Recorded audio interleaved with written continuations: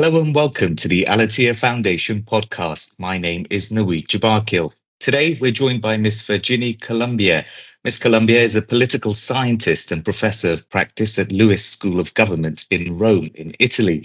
She's also the scientific coordinator of the Luiss Mediterranean platform, which supports dialogue and research initiatives in fragile socio-economic environments with a strong focus on Libya in North Africa.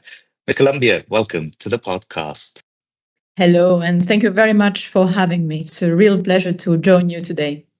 Oh, it's a pleasure to have you. Let's start then with your work in Libya. In a recent post, you mentioned that the Luiss Mediterranean platform has been actively involved in supporting trust-building processes in Libya, obviously a fragile environment now. Tell us more about the dialogue platform established by your team and what are its key outcomes and why does it matter so much today? Well, it's actually quite a long story now. It all started back in 2014 during what many describe as Libya's second civil war. And that was also the time when the UN launched its mediation process to try and end the conflict, reunify the country's institutions. At the time I was working as a researcher, visited the country a number of times, and I was approached by a group of Libyan non-political activists. They were concerned that the UN-led talks were focusing too much on high-level politics between elites and that there was a need for a parallel, more grassroots dialogue. And to make a long story short, this is how we started becoming involved with this team, which is called Peacemakers Libya, Fariq Suna Salam in Arabic. They were looking for external support to develop an approach that would bring in society more directly and help build trust between Libyans themselves. And in their view, this was the only way to give any future political agreement a stronger, more sustainable foundation. So we started working with them, provided support to their work. And I will mention, a few achievements over the past few years. Probably one of the key achievements was the constitutional mediation that we helped facilitate in 2016, 2017, which led to the Constitutional Drafting Assembly to adopt a new draft constitution in 1917. Unfortunately, the draft is still not in force today, but it was a significant breakthrough at the time.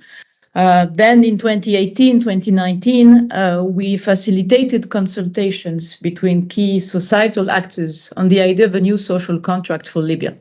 And this resulted in a collectively drafted social contract document, which was actually recognized by the UN as particularly valuable, almost like a national pact. And it's a resource that could play an important role in the political process moving forward. And we've continued working along the same line, basically recently focusing on supporting political parties and professional unions, trying to help them increase their relevance and weight in the political process, which has often been dominated by more formal power networks. Overall, I'd say that our network across Libya's social and political forces has really expanded and strengthened over the years. And I think that this is also a network that in times of crisis can actually be mobilized to keep communication and dialogue going between conflict parties. It's extremely important because when dialogue breaks down, this is when violence tends to escalate. And I'd say that this kind of grassroots work is particularly important, especially in a country like Libya with its very peculiar history. There are weak institutions, a lack of established mechanisms for dialogue. So what we're really trying to do is help build an infrastructure for consensus building and reconciliation, but from the bottom up. Of course, it's slow, it's a long-term work, but it's essential if we want any political settlement to hold in the future. And let's pick up on that people-centric approach. You speak of a local social contract. Young people and women, voices that have traditionally been excluded in the political process in many countries, not just Libya. How are you working on the ground with initiatives implemented through the platform to ensure that those voices are included and represented in any future process? Well, the question of youth inclusion is really an important question. I mean, the reality is that Libya's conflict and its social structure have left young people, I mean, male and female, deeply marginalized. There's a strong disconnect between those in power and the youth. And also because Libya was sealed off from the world for so long, education has suffered badly. The conflict only made that worse, obviously. So many young Libyans feel excluded from shaping their future. And that frustration has pushed some, especially young men, also to join militias, because at least there they find a role or a place in the system, even if it's through violence. So one of the things we've done is about 3 years ago, we pushed our partners from Peacemakers Libya to better include youth in their own dialogues. At first, there was hesitation, I would say. They thought it might slow things down, that it was maybe not what really matters. But they quickly changed their mind, I would say. Youth brought new energy, fresh ideas, also focused on the long term, not just on short term gains. And I think that has also shifted, triggered kind of a generational change within the Peacemakers team itself. So we built on that. And we launched more recently the Youth Platform, which is a network of influential young men and women among their communities across Libya. Our team at the university has worked closely with them, providing capacity building, helping them structure the dialogue, inviting experts and public figures to engage with them. This is really what we have focused on. We don't really want to create a youth bubble, and I think this is very important. The goal here is real inclusion. So connecting the youth with broader society and political actors so that their perspectives can feed into national dialogue. So it's not easy, certainly. It takes a lot of persistence. But it's also very interesting to see how leaders are now watching these young forces, sometimes with kind of, I would say, concern, sometimes trying to co-opt them. It's something quite tricky to navigate, but it shows things are shifting, that there's movement, and I think that's a good sign. And whether it's down to the media representation or the impact on the ground, a lot of the attention and coverage out of Libya in recent years has focused on divisions, whether it's the government of national unity and the rival government in the east. But those divisions are relatively deep-rooted in a country and society like Libya. How have you addressed those divisions that continue to exist between, say, the Tripoli region, the Cyrenaica region, and the vast Saharan region in the south, and trying to get all of those different peoples, cultures, ethnicities, and more to work together towards a common goal? Well, the divisions you mentioned are real. But they're also partly the result of a lack of genuine dialogue between communities, including in the country's short history. So it's funny because in Libya, people would often say that everyone knows everyone. But actually, they don't really know each other. They don't know how the others live, what challenges they face in different regions, what their priorities are. That's exactly why, together with Peacemakers Libya, we pushed for a broad, inclusive dialogue at the societal level, not just between political elites talking to each other. So we focused on what people across region actually have in common, the shared principles, the shared priorities. This was at the heart of the work I mentioned, that I did not mention actually, around the social contract, national conversation we fostered for several years in 2017, 2019, a national conversation about what kind of Libya people want. And frankly, I think the need for that kind of dialogue is still huge today. There is a need for real national conversation on big fundamental issues. Identity, the relationship between the central state and the local level, especially in such a wide and diverse country, how resources are managed and used for developments, and how to deal with the legacy of the past. Without that, it's very hard to build a common future. And so this is exactly what we're focusing on now with Peacemakers Libya, trying also to support the UN-led political process by building this broader societal dialogue in parallel. with the idea that without a broad societal consensus, you cannot have a real sustainable political agreement.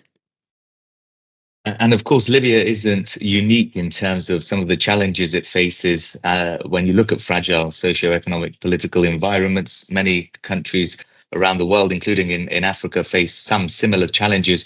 What do you see based on the wider work that you've done and the platform has done and the School of Government as the biggest obstacles to building trust between communities in such an environment and between citizens and institutions, especially when government institutions are weak, as you say?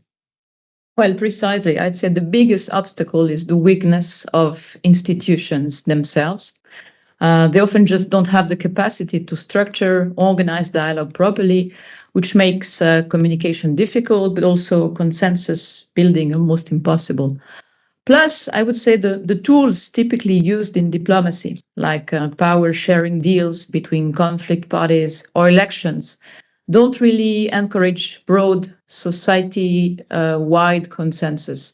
They focus on the top political players, but they leave little room for deeper societal dialogue. And I think that's really the gap. It's still very hard to connect top-level political processes with bottom-up efforts. There are just no real spaces for that kind of longer-term conversation among citizens on the deeper structural issues. So that's exactly the kind of work we've tried to do with the Mediterranean Platform and Peacemakers Libya. But frankly, I think it would also require a kind of rethinking of peace building and conflict resolution, where different kinds of actors can collaborate and build on each other's work. So maybe less fragmentation, less compartmentalization. In the current international context, though, I'm not very optimistic. It's not a very easy agenda to promote right now. And I'll pick up on the international context in just a second. Before I do that, I wanted to talk about energy, because obviously the podcast and many of our listeners are focused on the energy world. When it comes to post-conflict recovery, we hear a lot about the oil curse. In Libya's case, largest oil reserves in Africa, some of the largest oil reserves in the world, so potential there. But how do you see the energy sector either contributing or hindering the country's long-term stability? Well, over the past decade, I would say it's become crystal clear that the Libyan conflict is at its core about control over oil and gas revenues, and also control over energy infrastructure more broadly. So in that sense, as you said, the energy sector has been a curse for Libyans. At the same time, it's still the country's only real source of state revenue. Historically, it's been the backbone of the social contract. The problem, I would say, is that in the past year or so, we've seen the sector itself become prey to the conflict. It's increasingly fragmented, caught up in competition between key Libyan actors and, of course, international players as well. So instead of being a driver for stability, the energy sector is now becoming, I would say, another fault line in the conflict. We've even seen moves that suggest that there's a potential for actual division of the country, that it's increased. When you see parallel structures being set up to manage production, revenues. So that's a very dangerous development, because if the energy sector fractures, the unity of the country could follow. But I think there are still things that can be done, and precisely maybe taking advantage of the fact that there are also significant changes happening in terms of the international energy sector, and now it's changing.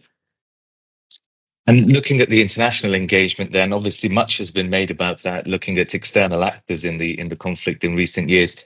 In your view, given the work that you've done on the ground and your understanding of the country and its challenges, what role should external actors, primarily you'd say the European Union, given its proximity to the issue, if you think about the migrant crisis and other factors there, but as GCC states as well, the Gulf Cooperation Council states, what role should they be playing in supporting grassroots reconciliation and socio-economic development?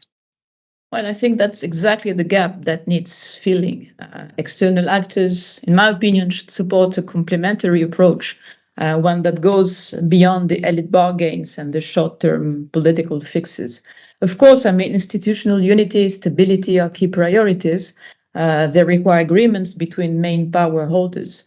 But I think in Libya as elsewhere, I mean, those deals can't hold unless there's also an effort to bring broader segments of society into a shared project, something that gives people a real stake. At the end of the day, I mean, all players, the big and the small, they all need guarantees. They won't be left behind or lose out. And Libya, it means not just agreeing on how to share today's oil revenues, but also having a serious conversation about the future of the economy. What economic model should Libya pursue? How can it diversify beyond oil and gas?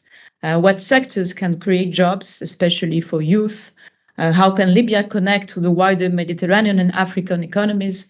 These are urgent questions that need to be addressed. And frankly, it requires leaderships both from Libya, but also from international partners.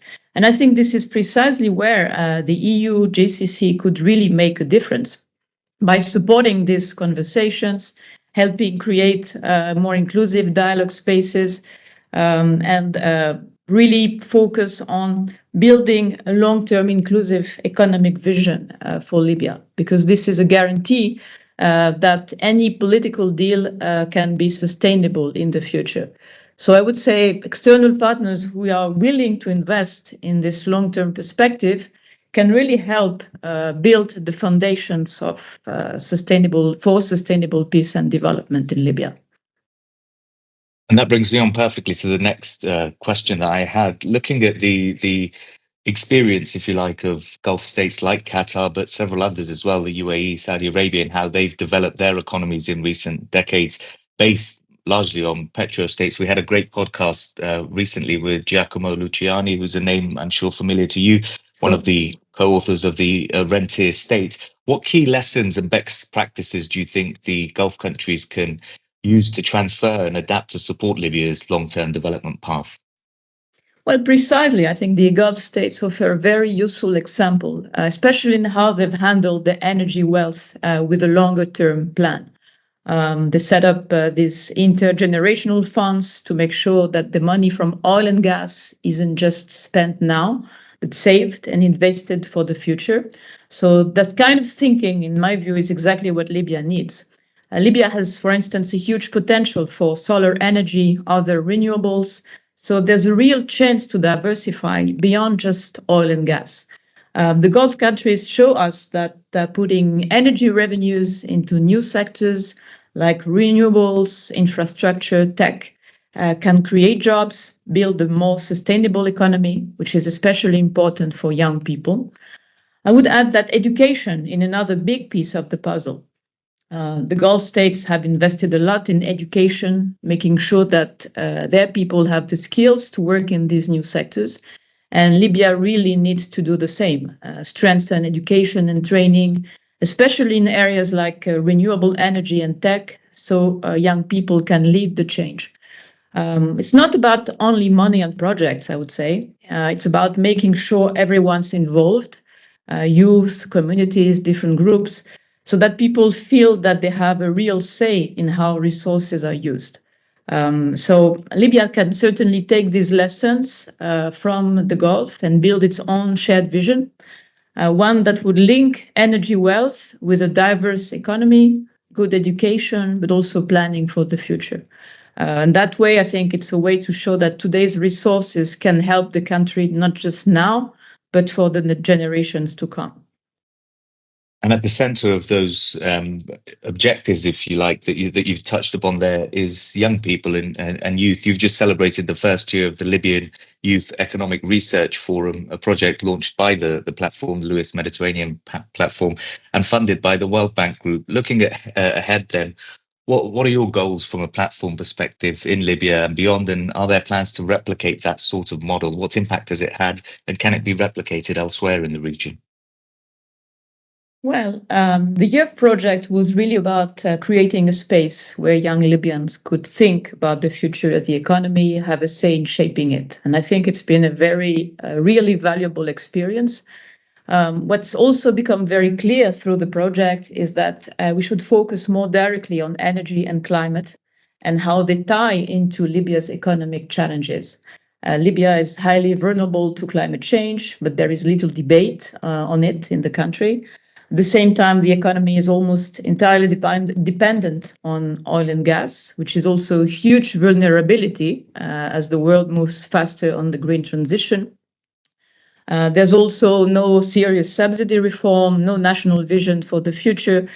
So that's why we're thinking of developing a more specific project to help young Libyans engage with these global challenges, while also looking at Libya's own potential. So, for instance, solar energy. Libya has enormous potential there, and it's barely explored. Another thing we'd really like to replicate, the YERF model, is in other Mediterranean countries, adapting into local context, but also trying to foster conversations across countries, making it transnational. Because the big questions, how do you prepare the next generation? How do you rethink the economy? How do you manage the energy transition? These are shared challenges across the region.